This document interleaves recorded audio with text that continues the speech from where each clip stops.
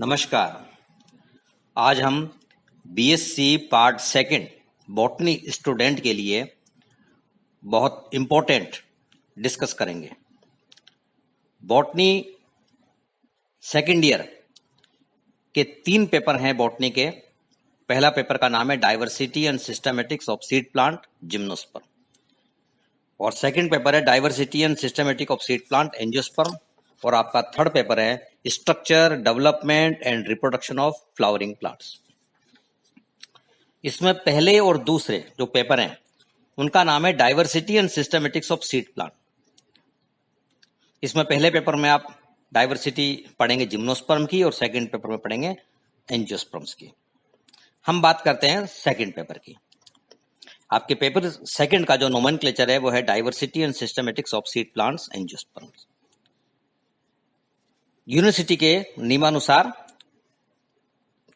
आपका जो पेपर है वो 5 यूनिट के अंदर डिवाइड है, और जो पेपर की स्कीम है वो 3 सेक्शन वाइज स्कीम है। Section A, section B, section सी।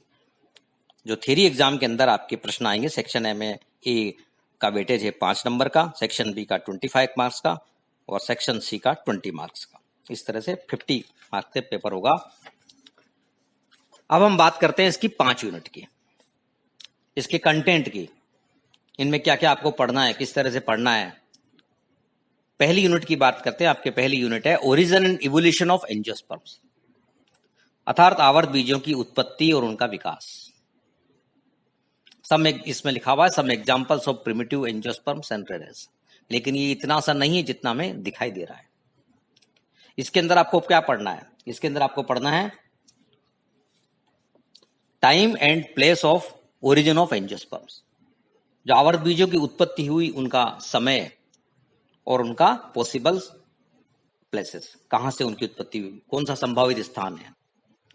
तो कई इनके संभावित स्थान दिए हुए, जैसे कुछ ऑथर्स के अनुसार, कुछ वैज्ञानिकों के अनुसार कि ग्रीनलैंड को इनका पॉसिबल ओरिजिन, उत्पत्ति का स्थल माना गया है। कुछ के अनुसार प्रशांत महासागरीय द्वीप माने गए, कुछ और स्थान माने गए, वो हम लोग पढ़ने। इसमें और शामिल है आपके एंसेस्टर्स ऑफ एंजियोस्पर्म, आवर्त बीजों के पूर्वज, पॉसिबल एंसेस्टर्स ऑफ एंजियोस्पर्म, वो भी आपको इस यूनिट के अंदर पढ़ने हैं। इनकी हम किन किन को, निटेल्स को, साइकेडेल्स को, टेरिडोस्पर्मेल्स को, किन को इनका संभावित एंसेस्टर्स मानते हैं, क्यों मानते हैं, कौन कौन से वाद थ्योरी इनमें दी हुई है, वो इनको हमें पढ़नी है। यह भी हमें पढ़ना है कि आवर्त बीजों की उत्पत्ति एक स्रोत से हुई है या अनेक स्रोत से हुई है। मोनोफाइलेटिक और पॉलीफाइलेटिक ओरिजिन ऑफ एंजियोस्पर्म्स, वो भी यहां पर दिया जाएगा। उसके बाद इसमें सम प्रिमिटिव मेंबर्स, सम प्रिमिटिव फैमिलीज एंजियोस्पर्म्स की, वो भी देखनी है, जैसे रेननकुलेसी, मैग्नोलिएसी, निम्फिएसी, एनोनेसी, विंट्रेसी। ये फैमिलीज भी हमको इसमें पढ़नी है, कुछ फैमिलीज। जैसे रेनेल्स आपके इसमें लिखा हुआ है प्रिमिटिव एंजियोस्पर्म, एक पूरा। इसमें देखना है आपको कि इस में ऑर्डर के अंदर कौन कौन सी फैमिलीज है। इसमें रेनकुलेसी, मैग्नोलिएसी, ये सब फैमिली हमें पढ़नी है। जहां बेंथम हुकर के वर्गीकरण में रेनकुलेसी के लिए रेनेल्स गण है, और मैग्नोलिएसी भी इसी में रेनेल्स में है, लेकिन हचिंसन की जब बात करेंगे तो उसमें मैग्नोलिएसी के लिए अलग ऑर्डर मैग्नोलिएरेल्स है, लिग्नोसी में आएगा, लिग्नोसी के अंदर ये रेनेल्स में। तो हमें यह ध्यान रखना है, कई सारी बातें हैं जी जो अब हम डिटेल में इसको पढ़ेंगे तब हम देखेंगे। तो पहली यूनिट जो है वो संबंधित है origin and evolution of angiosperms, इनकी फाइलोजेनी, जो प्रिमिटिव एंजियोस्पर्म है उनके स्वभाव क्या है, हैबिट ऑफ प्रिमिटिव एंजियोस्पर्म्स, आपको इसमें करैक्टर सूचीबद्ध करने हैं। जैसे हम बात करें वेसल लेस एंजियोस्पर्म, वाहिका विहीन जो वंश हैं, जैसे ड्रीमिस, फोलियर स्टेमेंस, पर्निल पुंकेसर।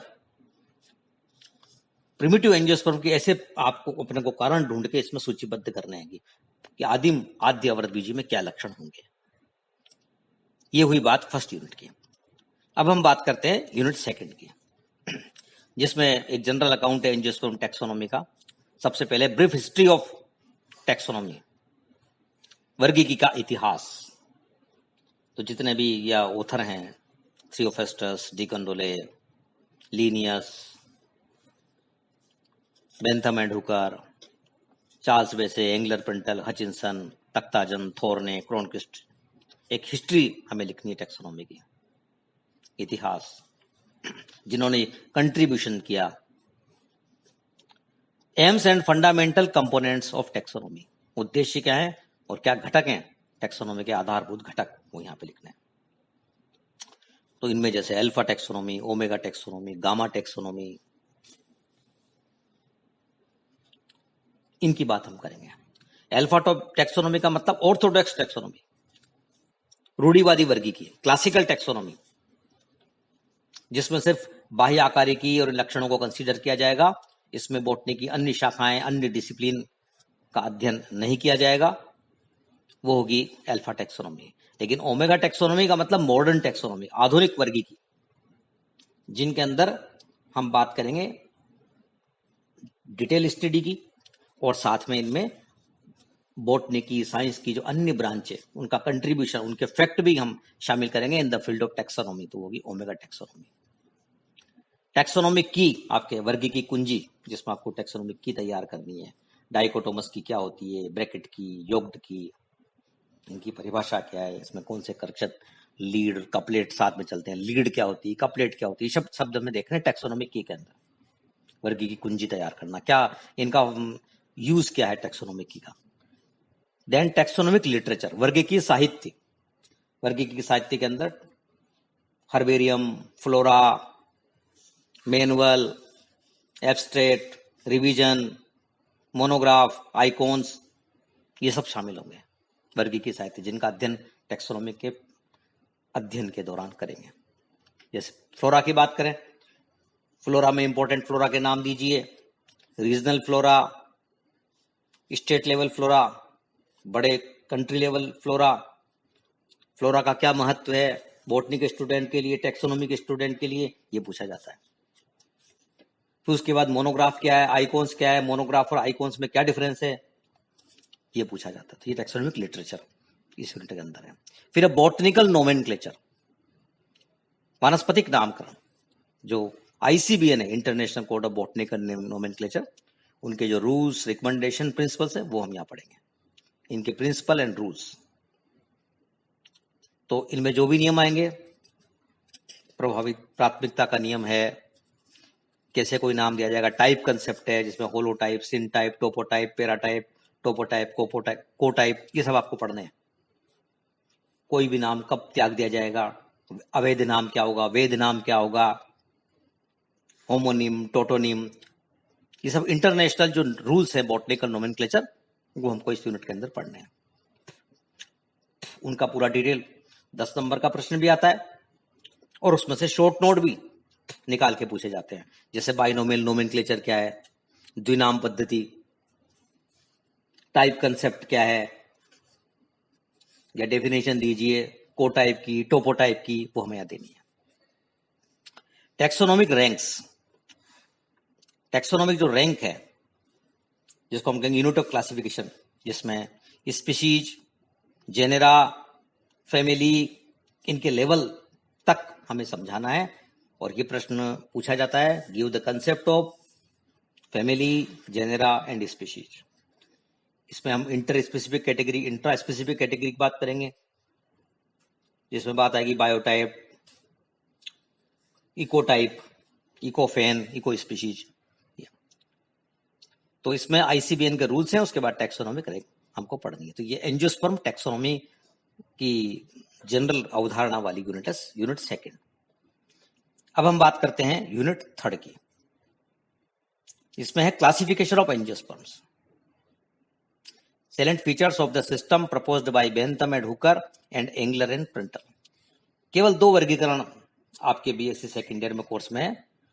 एक तो सर्वमान्य लोकप्रिय वर्गीकरण है बेंथम एंड हुकर का, जिसके आधार पर भारत में हर्बेरियम जमाए गए हैं, और जो प्रैक्टिकल में फॉलो किया जाता है, बेंथम एंड हुकर का वर्गीकरण। और दूसरा एंगलर एंड प्रिंटल का वर्गीकरण। बेंथम हुकर का जहां वर्गीकरण एक प्राकृतिक वर्गीकरण है, एंगलर एंड प्रेंटल का वर्गीकरण जाति वर्गीय वर्गीकरण।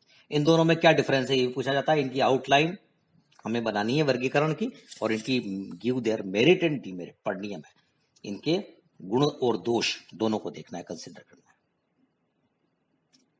उसके बाद है major contributions of cytology, phytochemistry and taximetrics to taxonomy. आपके बीएससी सेकेंड ईयर में सिर्फ 3 ब्रांचेस को शामिल किया गया है जिनके टैक्सोनॉमी के फील्ड में जिनका क्या योगदान है। पहली तो है साइटोलॉजी, कोशिका विज्ञान का अध्ययन टैक्सोनॉमी के फील्ड में कहां तक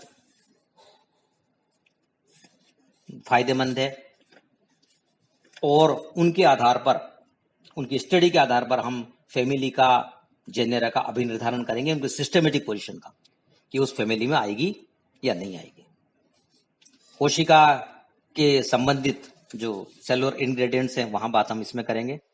कोशिका विज्ञान के संबंधित क्रोमोसोम नंबर, क्रोमोसोम एब्रिविएशंस, ये सब बात इसके अंदर की जाएगी। माइटोकॉन्ड्रिया, क्लोरोप्लास्ट, इनकी स्टडी टैक्सोनॉमी के फील्ड के अंदर। इसी तरह से फाइटोकेमिस्ट्री, पादप रसायन, जो हमें विभिन्न प्लांट से विभिन्न केमिकल कंस्टिट्यूट्स प्राप्त हो रहे हैं, जैसे पेपिवर्स सोमनीफेरम, अफीम के पौधे से कई सारे एल्केलॉइड प्राप्त हो रहे हैं। तो सेकेंडरी मेटाबोलाइट जो हमें प्राप्त हो रहे हैं, एल्केलॉइड, स्टीरोइड, फ्लेवेनोइड एक्सेट्रा। तो फाइटोकेमिस्ट्री के आधार पर टैक्सोनॉमी का, जेनेरा का, टैक्सा का अभिनिर्धारण करना, उनकी सिस्टमेटिक पोजीशन का यहां योगदान होगा। साइटोलॉजी के अध्ययन को हम कहेंगे साइटोटैक्सोनॉमी, और केमिस्ट्री का जहां साथ में योगदान होगा उसको हम कहेंगे कीमोटैक्सोनॉमी, रसायन वर्गीकी। इसी प्रकार से मैथमेटिक्स का, न्यूमेरिकल का योगदान कहेंगे मैथमेटिकल टैक्सोनॉमी या न्यूमेरिकल टैक्सोनॉमी, या इसके लिए नाम दिया गया स्मिथ और सोकाल ने टैक्सीमेट्रिक्स। टैक्सीमेट्रिक्स से संबंधित कौन सा वैज्ञानिक है जिनका सबसे बड़ा योगदान है, तो नाम देंगे स्मिथ एंड सोकाल। जहां आएगा टैक्सीमेट्रिक्स, न्यूमेरिकल टैक्सोनॉमी, गणितीय वर्गीकी। तो इन तीनों का टैक्सोनॉमी के फील्ड में क्या योगदान है, सिस्टमेटिक पोजीशन को, उनकी विभेदक स्थिति को डिटरमाइन करने में, वो हम यहां देखेंगे। जैसे एक प्लांट है पियोनिया, उस पियोनिया को सामान्यतः रेननकुलेसी में पढ़ा जाता है कि रेननकुलेसी मात्रा, लेकिन इन अध्ययनों के बाद उसके लिए अलग फैमिली बनाएगी, पियोनेसी। इसी तरह से ड्रापा, सिंघाड़ा, इसकी फैमिली का अभिनिर्धारण किया गया। तो उसमें डिस्कस हुआ कि ये मोनोग्रेसी में रखा जाएगा कि ट्रापेसी में रखा गया जाएगा। तो ये अभिनिर्धारण में जिम्मेदार होंगे ये ब्रांचेस जिनको हम देखते हैं। तो अभी आपको सेकेंड ईयर में सिर्फ 3 का योगदान पढ़ना है। जब आप बड़ी क्लास में आएंगे तो इसके अलावा भी ब्रांच को शामिल किया जाएगा टैक्सोनॉमी के फील्ड में, अध्ययन में। जैसे एम्ब्रियोलॉजी का क्या योगदान है, पैलियोलॉजी का क्या योगदान है, ये आगे की स्टडी में आएगा। तो ये हुई यूनिट 3। अब हम बात करते हैं यूनिट 4। यूनिट 4 और 5 जो है, इसमें हम पढ़ेंगे फैमिलीज। तो पहले बात करते हैं 4 की। इसमें डाइवर्सिटी ऑफ फ्लावरिंग प्लांट्स, कुछ फैमिली दी हुई है जिनका अध्ययन करना है, उनके रेंज ऑफ वेजिटेटिव कैरेक्टर्स और रेंज ऑफ फ्लावर कैरेक्टर्स का। जैसे सबसे पहले रेननकुलेसी, फिर Brassicaceae, Papaveraceae, Capparidaceae, Malvaceae, Rutaceae, Fabaceae और एपीएसी। ये 8 फैमिली आपको नजर आ रही है स्लाइड के अंदर, जो आपके कोर्स में आपको पढ़नी है। इसमें जो हमने आपने बात करी फेबेसी अर्थात लेग्यूमिनोसी, तो ये एक नहीं है, इसके 3 उपकुल हैं, सब फैमिलीज। और कुछ ऑथर्स ने उनको अलग अलग 3 फैमिली माना है। जैसे मटर से संबंधित फैमिली पेपिलियोनेटी, या कुछ ऑथर ने उसको नाम दे दिया पेपिलियोनेसी। इसी प्रकार से बबूल की फैमिली, अकेशिया की माइमोसोइडी, और उसके लिए अलग फैमिली अगर निर्धारित की कुछ साइंटिस्ट ने तो ये माइमोसेसी। और केशिया की फैमिली जिसमें गुलमोहर और सिजलपिनिया आदि आएंगे, सिजलपिनियसी, सिजलपिनोइडी, उसको और नया नाम दिया जिसने नई फैमिली बनाई सिजलपिनियसी। तो हम इसको देखें तो ये और संख्या बढ़ गई, ये हमको 8 दिखाई दे रही है, यूं देखेंगे 10 होगी। इस 4th यूनिट के अंदर आपको इन फैमिली का अध्ययन करना है।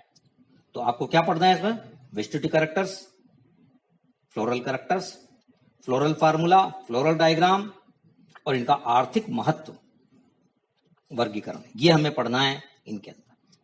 इसी प्रकार से हम बात करते हैं यूनिट 5 की, salient features of some families. इसमें 10 फैमिली आपके कोर्स में, जिनके एक बार नाम पढ़ते हैं। एस्ट्रेसी, जो कि सूरजमुखी सनफ्लावर की फैमिली है। Acanthaceae, Apocynaceae, Asclepiadaceae, Solanaceae, Lamiaceae, Amaranthaceae, Euphorbiaceae, Liliaceae and Poaceae. ये फैमिली जो हैं 10 फैमिली, ये आपको यूनिट 5 के अंदर पढ़ेंगे आपको। उसके वही जो बात हमने 4th यूनिट में बात की थी, वही बात यहाँ पर लागू हो रही है। रेंज ऑफ वेजिटेटिव कैरेक्टर्स और रेंज ऑफ फ्लोरल कैरेक्टर्स में आपको पढ़ने हैं। फ्लोरल फार्मूला और फ्लोरल डायग्राम, कुछ इंपॉर्टेंट जेनरा के बनाने हैं प्लांट के, और आर्थिक महत्व इनका देना है सबका। तो ये 10 फैमिली आपको पढ़नी है। इसमें आपने देखी सब ये डाइकोट है, 2 आपको नजर आ रही है लास्ट में, लिलिएसी एंड पोएसी, ये मोनोकोट एक बीजपत्री है। तो इनमें जो प्रश्न आएंगे वो कई तरह से आ सकते हैं। इनके शॉर्ट नोट, इनकी पूरी फैमिली, इनके पुष्पक्रम को लेकर के, इनके आर्थिक महत्व को लेकर के ये प्रश्न यहाँ पर। तो ये हमने आज बात करी है इस सेकंड ईयर के second paper, diversity of seed plant, taxonomy of angiosperms की। इनके अंदर जो 5 यूनिट है, ये किस तरह से हमको इनको बांट के पढ़ाई करनी है और कौन कौन से अंदर इनके कंटेंट है, उनकी बात हमने करी। धन्यवाद।